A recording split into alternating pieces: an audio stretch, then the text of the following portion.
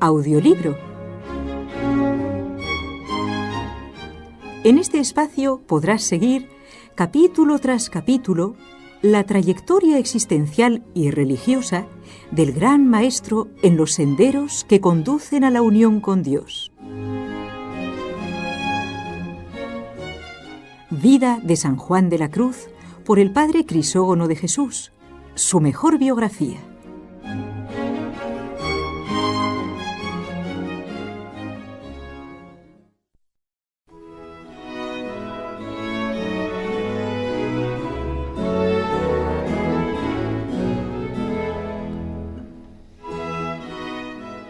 Capítulo 10.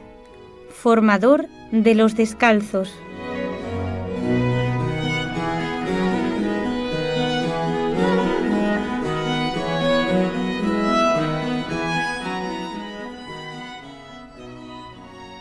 Amigos oyentes, en el capítulo anterior hemos narrado todos los preparativos para la fundación del convento de Duruelo y cómo fue la inauguración. En total quedaron unos 5 frailes, 3 de ellos profesaron, uno que quedó en hábito de calzado todavía como una prueba y un hermano lego.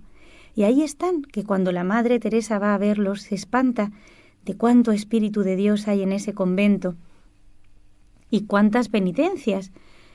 En aquel tiempo había nevado abundantemente.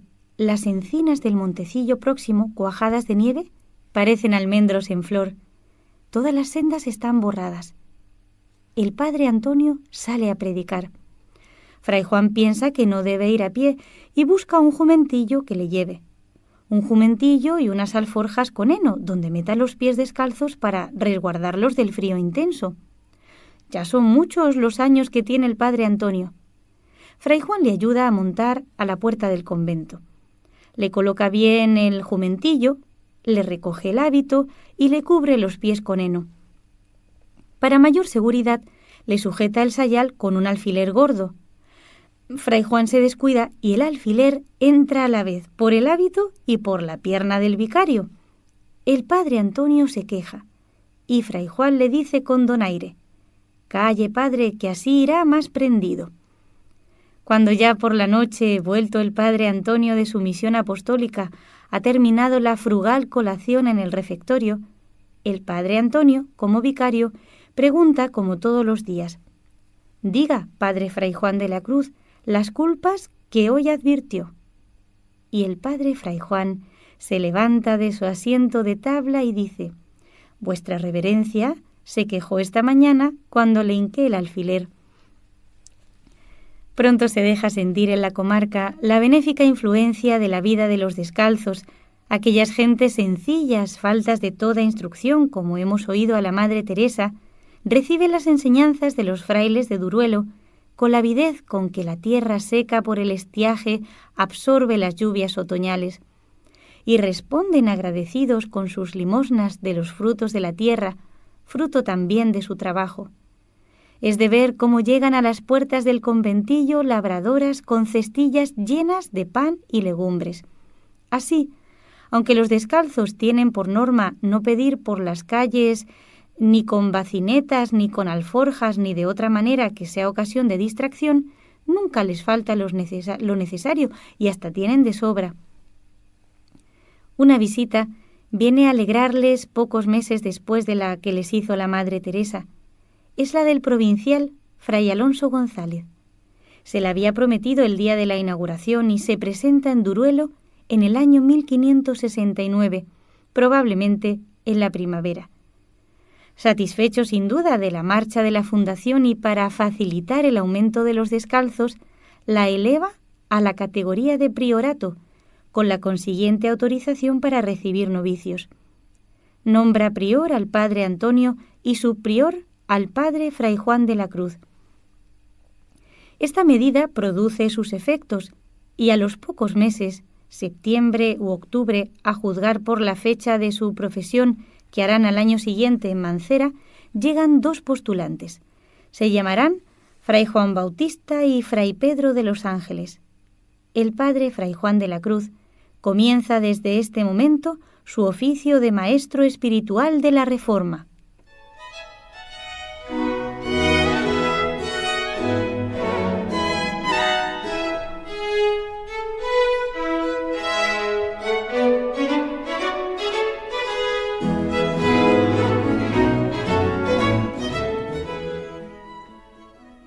Al año y medio de la fundación, Cuaresma de 1570, el padre Antonio es invitado a predicar en Mancera de Abajo, pueblecito próximo a 1 legua de Duruelo.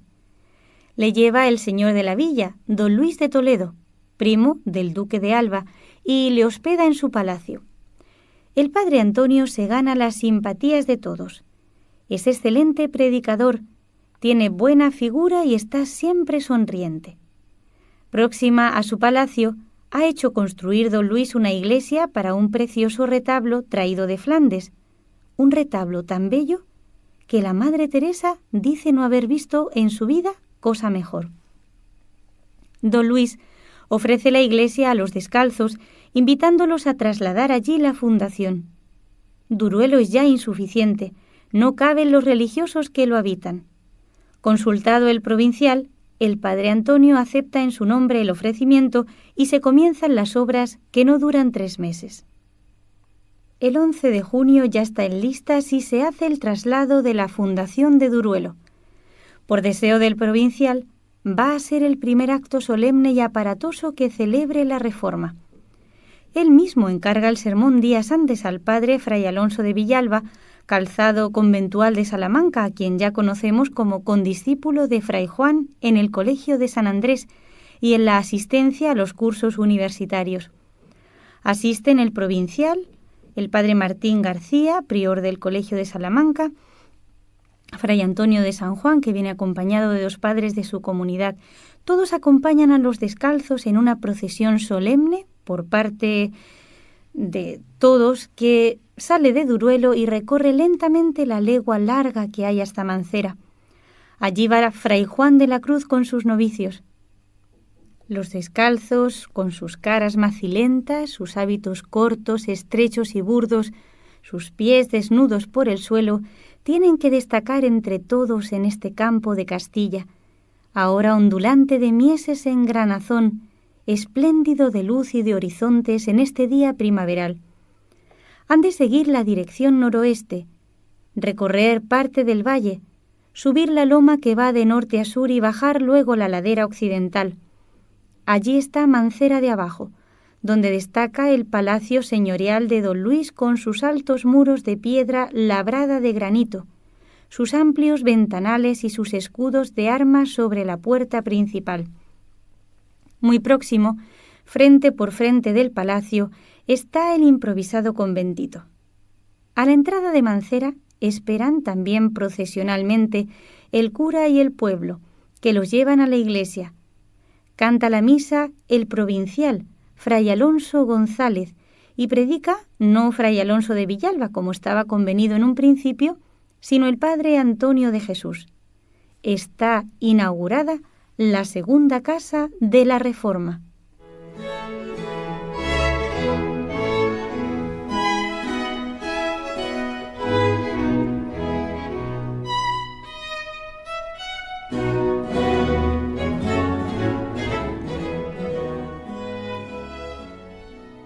Y Duruelo queda abandonado.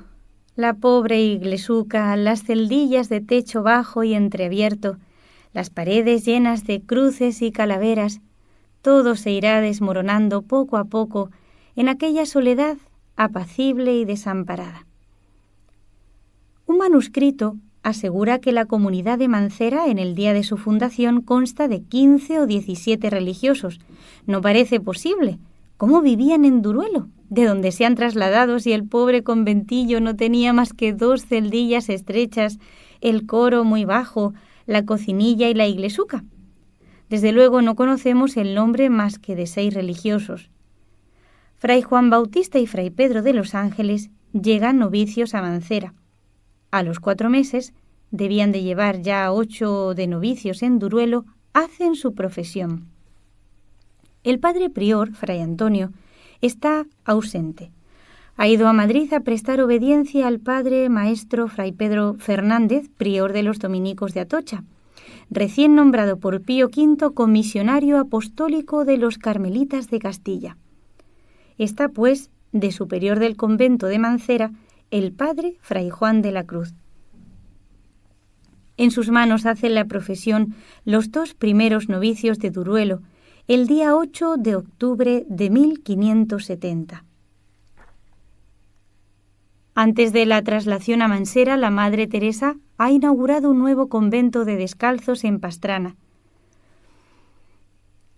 Ambrosio Mariano Azaro, que es un napolitano culto, soldado en la batalla de San Quintín, ingeniero de Felipe II en el intento de hacer navegable el Guadalquivir desde Sevilla hasta Córdoba, es un hombre ardiente y emprendedor conquistado por la Madre Reformadora y ofrece para convento descalzo una ermita que le ha cedido el príncipe Ruy Gómez y que se alza en un montículo a poco más de 1 kilómetro al mediodía de la villa de Pastrana.